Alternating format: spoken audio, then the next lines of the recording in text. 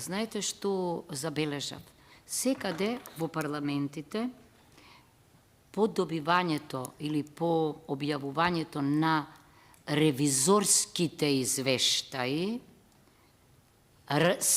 ако не направи, ако не изврши харикири некој во Јапонија, бидејќи кај нас многу потенцијални кандидати има, ако видите на што ги трошеле парите, бидејќи кај нас председателке доаѓа овој извештај, ама кога го имам во предвид ревизорскиот извештај, веројатно Комисија за финансирање и буџет е надлежна, се чудам како нема надзорна расправа, бидејќи секаде тоа го има, секоја година по објавувањето на ревизорскиот извештај.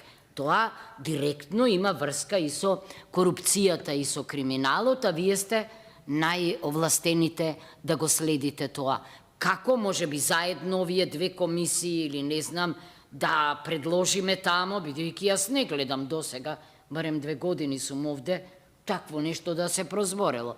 Ке прочитаме по весниците дека не спиеле една ноќ, не верувам ни тоа, но може би на оваа комисија ето местото да го викнеме и државниот ревизор.